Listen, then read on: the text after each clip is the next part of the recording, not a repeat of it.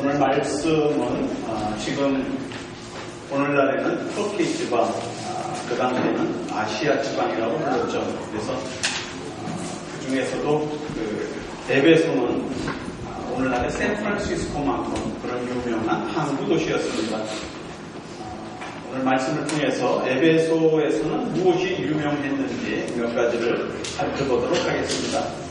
오늘 말씀의 시작을 보니까 바울이 회당에 들어가서 3달 동안 매일 주의 말씀을 전하고 그리고 그 에베소에 2년 동안을 머무르면서 두란노 서원에 들어가서 매일 말씀을 전했다 하는 그런 구조를 읽고 있었습니다. 두란노 서원은 한국의 종교서적 출판사 이름이 아니라 에베소의 가장 유명한 바울이 활동했던 그런 서원입니다. 지금까지도 터키에서 가장 오래된 유적으로서 형체가 많이 남아있는 그러한 셀수스 도서관이라고 있습니다. 캐티디 집사님 여기 가셨더랬어요? 에베소. 예. 아마 생동감이 있으실 겁니다. 저도 사실은 금년에 사도행전 강의를 시작하면서 이 바울의 행적을 맞추기 위해서 지난 한 2달 전부터 가려고 노력을 했는데 많은 돈을 들여서 저는 관광 가기는 좀 그랬어요. 관광을 가도 볼 건 다 보는데 그래도 조금 성경적으로 좀 사역자들이 가는 팀에 묻혀서 가려고 하다가 그만 시기를 놓쳤습니다. 그래도 더 늦기 전에 한번 갔다 오려고 하고 있습니다. 이 셀수스 도서관은 사실 역사적으로 보면은 서기 135년쯤에 지어진 그런 도서관입니다. 그런데 오늘 성경 말씀에 바울이 두란노 서원에서 주의 말씀을 전했다 하는 이 두란노 서원이 있던 그 장소에 지금 셀수스 도서관이 지어졌는데 서기 135년쯤에 지어졌는데 사실 오늘 성경에 나오는 말씀의 시대는 서기 약 53년에서 55년 그 사이. 그러니까 바울이 그런 말씀을 에베소에서 전하고 한 80년 뒤쯤에 이 유명한 도서관이 지어진 겁니다. 지금도 한 2000년이 됐음에도 불구하고 이 형체가 이렇게 많이 남아 있습니다. 이 셀수스 도서관이 있던 그 두란노 서원은 도서관에 들어가서 요즘처럼 공부하기 위해서 가는 것이 아니라 철학을 논하기 위한 어떠한 장소를 의미했습니다.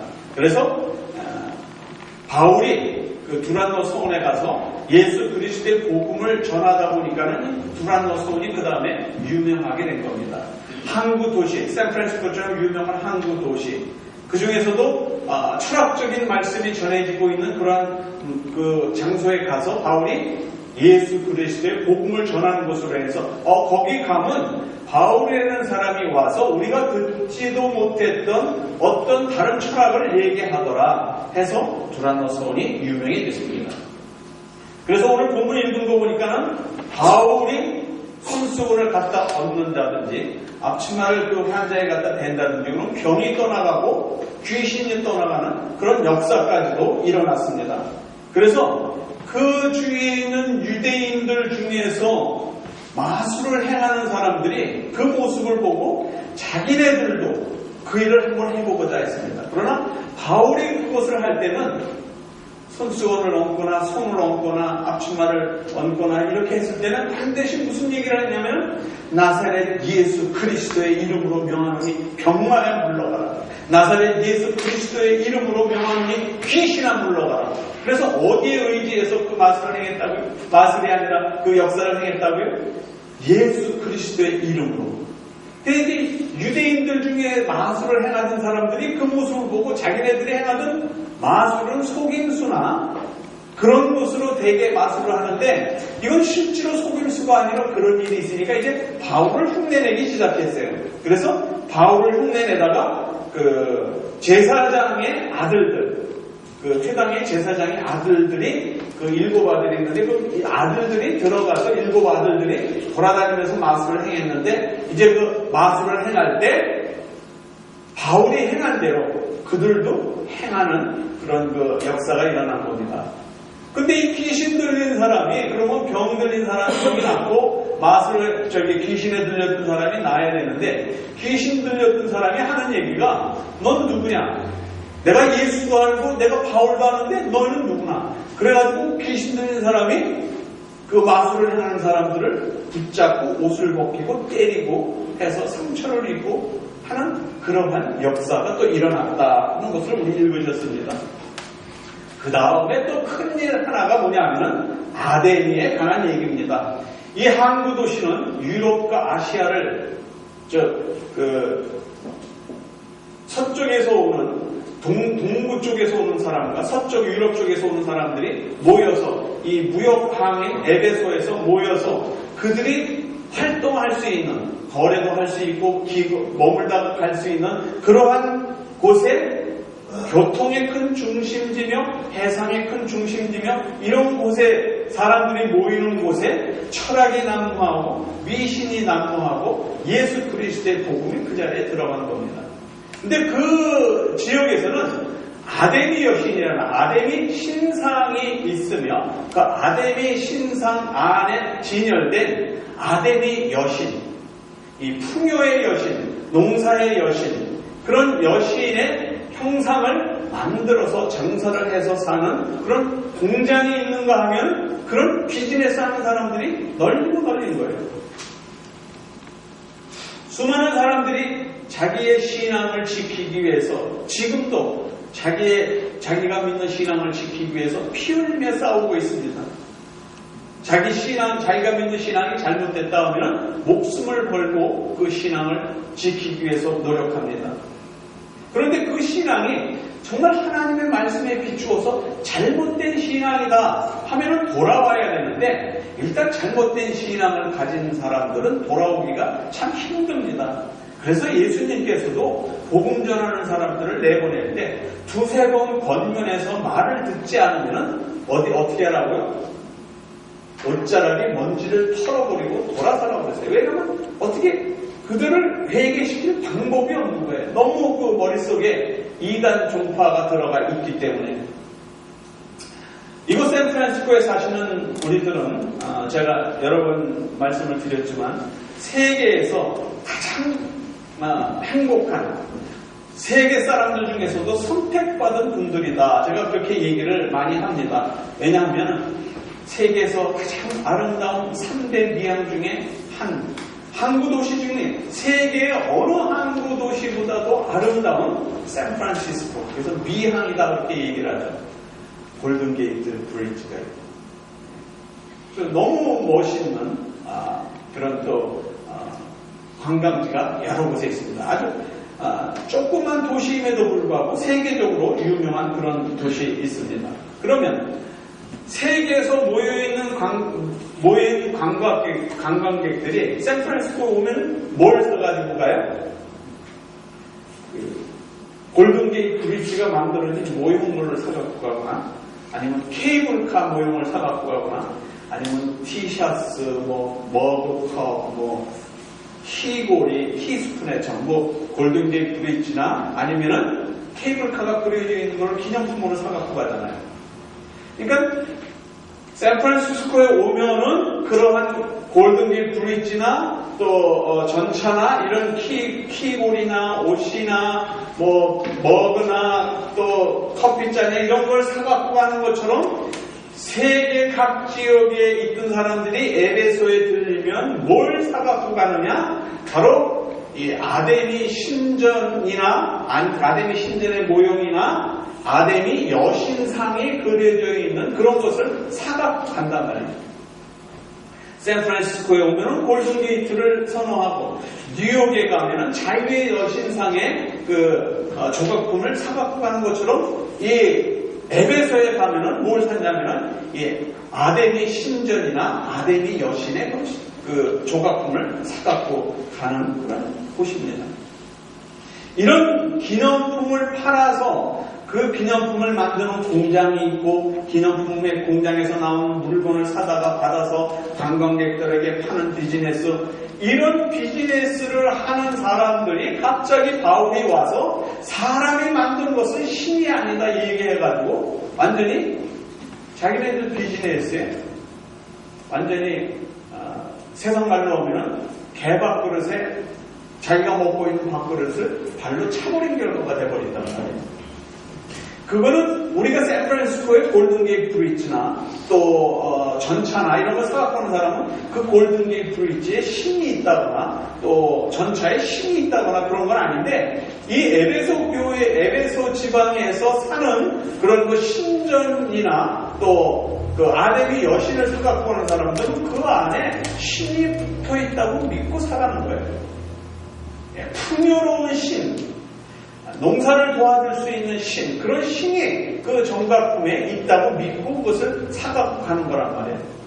그런데 바울이 와서 완전히 초를 치는 겁니다.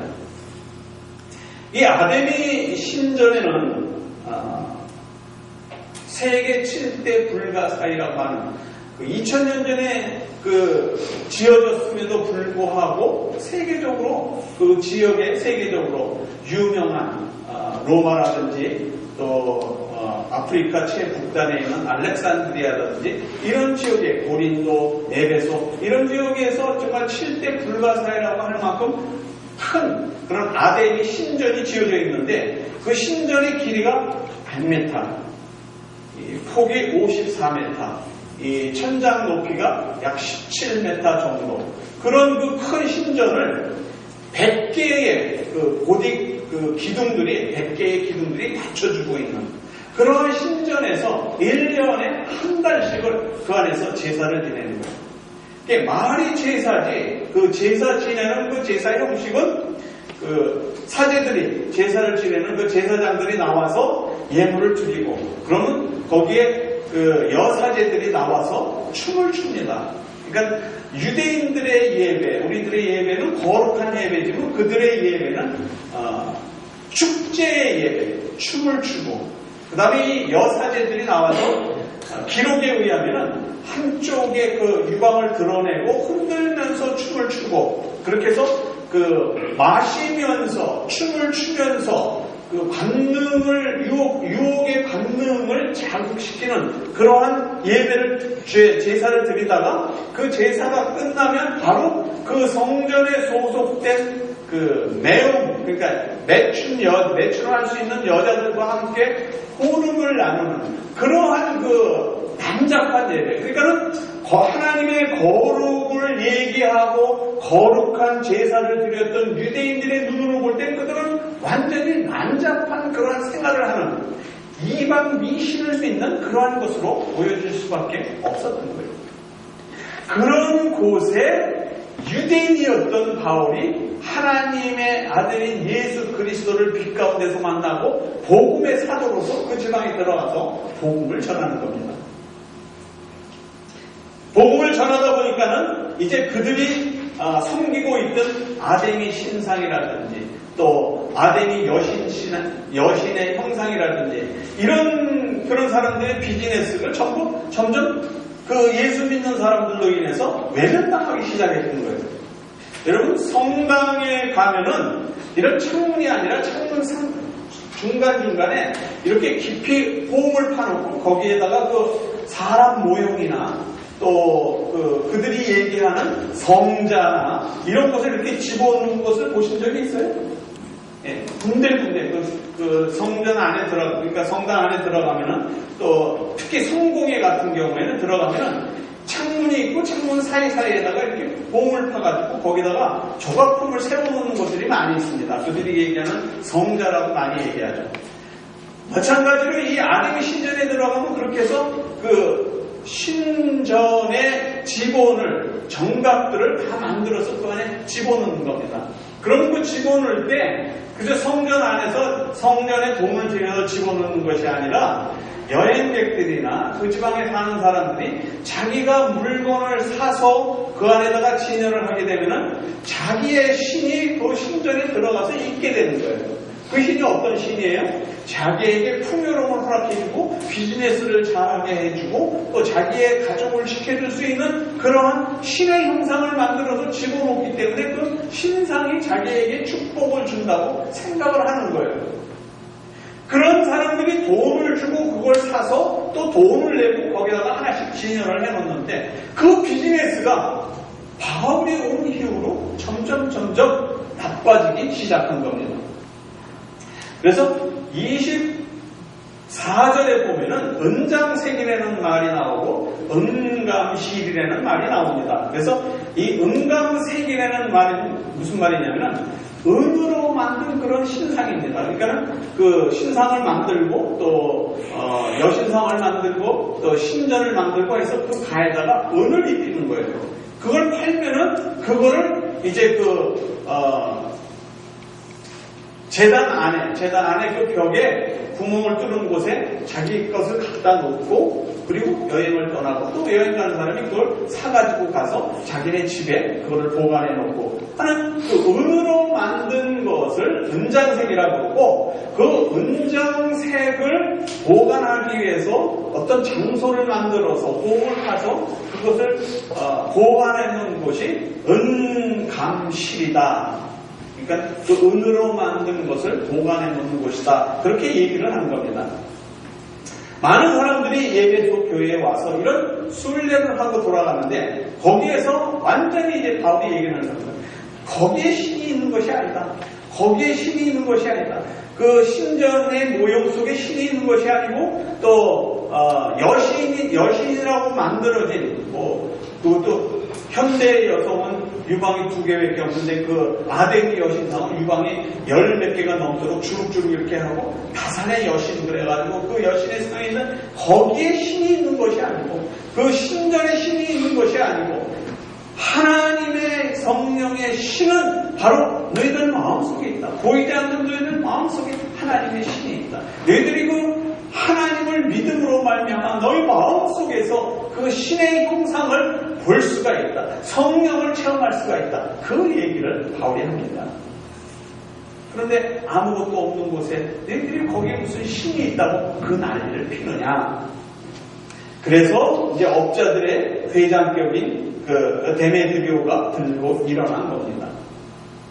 그런데 이런 미신적인 요소가 2000년 전에 그곳에 에베소 교회만 있는 게 아니라 예수 그리스도를 믿지 않았던 이방에는 수많은 미신적인 요소가 있었을 뿐만 아니라 과학의 시대인 오늘에도 그런 미신적인 요소가 상당히 많다는 겁니다. 예를 들면 중요한 시험이나 어떤 중요한 시합이나 이런 게 있을 때 선수들이 또 시험 보는 사람들이 절대로 면도를 안 하잖아요. 머리를 안 감잖아요. 그런 거 경험해 보신 적 있어요? 왜? 시험 보기 전에, 시합하기 전에 면도를 하거나 머리를 깎고 그러면 재수없다는 거예요. 그러니까 안 한단 말이에요. 그러니까 이게 과학의 시대에 있는 현대판 미신이라는 거예요. 제가 평신도 때 교회 그 집사님 한 분이 미국에는 엔지니어링 그룹에 유명한 그 베텔이라는 엔지니어링 그룹이 있습니다. 거기에 한국 두뇌들이 많이 들어가 있는데 그분은 자유당 시대 때 미국에 와가지고 그 엔지니어링 그룹에서 일을 하는 아주 똑똑한 분이에요. 근데 하나님께 은혜를 받고 나서 이 예수를 믿기 시작했는데 집에서 하나님 기도를 하는데 자꾸 자기 명패가 자꾸 생각이 나고 또 오르더라는 거예요. 그래서 서재에 가가지고 자기 명패를 보니까 자기 영어 이름이 딱 씌워져 있고 자기 직책이 쓰여져 있는데 그게 호마이카 자개로 만들어졌는데 그 양쪽에 자개로 뭐가 새겨져 있냐면 용 2마리가 아주 그냥 형용 색깔로 이렇게 새겨져 있더라는 거예요. 그래서 성경에서는 용이 안 좋다고 그러는데 이거 내가 갖다 버려야 되겠다. 그래서 그거를 들고 그라지를 통해서 뒷문으로 나오는 쓰레기통에 갖다 버리다가 내려오면서 계단을 잘못 헛디뎌서 굴러 떨어져서 많이 다쳤답니다.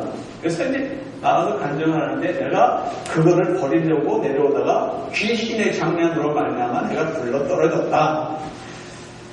그러면은 우리가 생각할 때는 이거 자기 발을 헛디뎌서 그러지 거기 무슨 귀신이 있냐 그렇게 얘기하는데 파키스탄 같은 데 가면은 지금도 그러는지 모르겠어요. 어느 목사님이 파키스탄에 성교를 갔던 목사님이 그런 얘기를 합니다. 길을 가다가 돌부리에 걸려서 그거 넘어졌다. 그럼 우리 같으면 내가 실수해서 넘어졌네. 그럼 또 신경질이 나면 왜 돌부리가 여기 있어? 그럴 거 아니에요.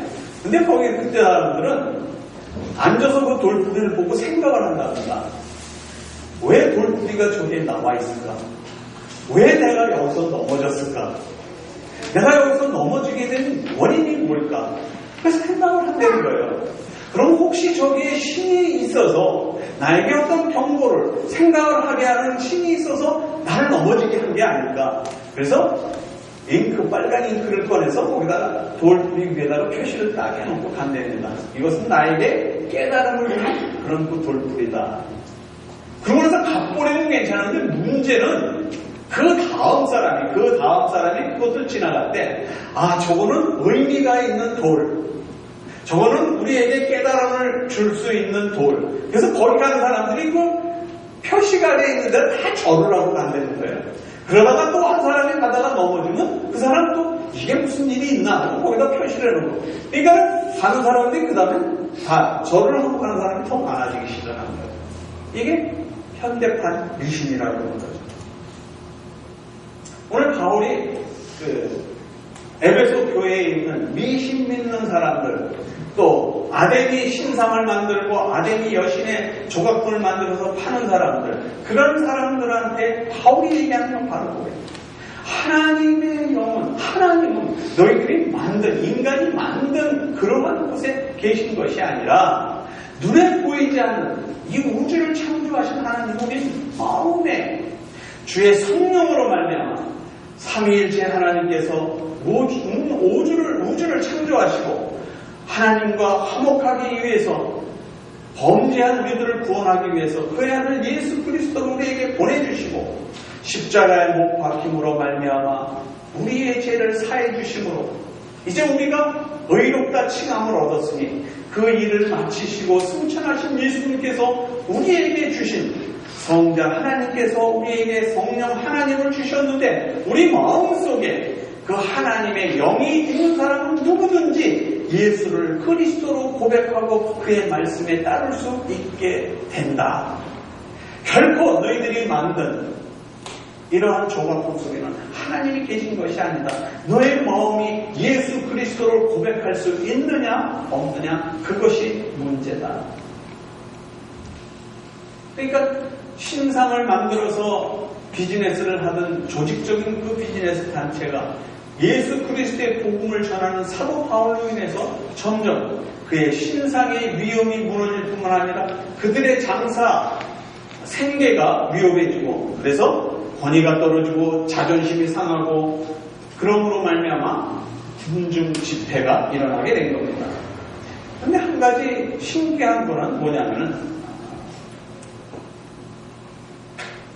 12절에 보니까 사람들이 외쳐본 이 말을 혹은 저 말을 하니 모인 무리가 곤란하여 태반이나 어찌하여 모였는지 알지 못하여. 이게 궁중신문인 거예요. 우리 비즈니스를 나쁘게 했다 죽여 그러는 사람은 이 궁중 집회할 때 빨간 띠 두르고 앞에 그 마이크 메가폰을 잡고 얘기하는 사람은 처음부터 끝까지 알고 있는지는 모르지만 최소한 자기가 외치고 있는 거는 다 알잖아요. 그러나 저 뒤에 그냥 뭐야 도대체 뭐야 그러고 따라 나온 사람은 왜 사람이 모여있는지도 모르는 거예요. 마치 오늘 초상집 가서 시커 울고 나서 이 집에 지금 누가 죽었대요? 마찬가지잖아요. 왜 자기가 그것을 하고 있는지도 모르는 거예요. 이런 곳에서 바울이 복음을 전하면서 예수를 그리스도로 믿는 자만이 구원을 얻는다. 그 복음을 전하게 되는 겁니다.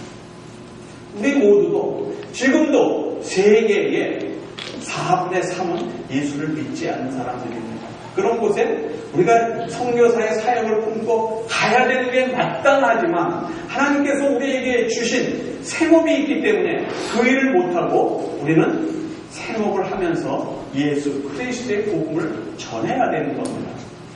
그렇기 때문에 우리의 사명이 거기에 있기 때문에 내가 예수 그리스도의 흔적, 예수 그리스도를 믿고 구원받았다는 그 흔적이 없이는 그 일을 못하는 거예요. 내가 예수 그리스도를 믿고 구원받았다는 확신이 있어야, 야, 너도 예수 그리스도 한번 믿어봐. 내가 살아계신 하나님을 믿으니까 정말 성경에서 말하는 말씀이 사실이야. 이 얘기를 할 수 있지. 이게 내가 믿고 있는 게 제대로 믿고 있는 건가? 아닌가? 이런 사람은 자기의 확신을 전할 수가 없는 겁니다.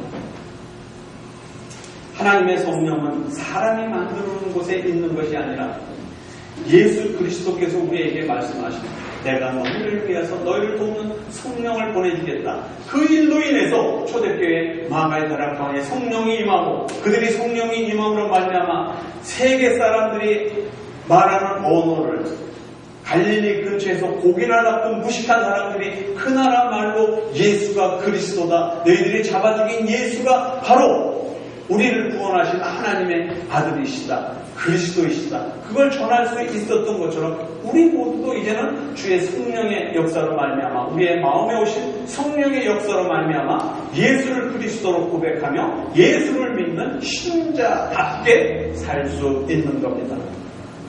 하나님은 사람이 만들어 놓은 곳에 계신 것이 아니라 우리의 마음속에서 나의 마음을 내가 곁길로 가려고 할 때 나의 성령의 법이 그 길은 아니다. 이렇게 우리에게 말씀하시는데도 고집을 부리고 그 길로 가면은 하나님께서 성령의 역사를 해서 근심하고 계신다는 거죠.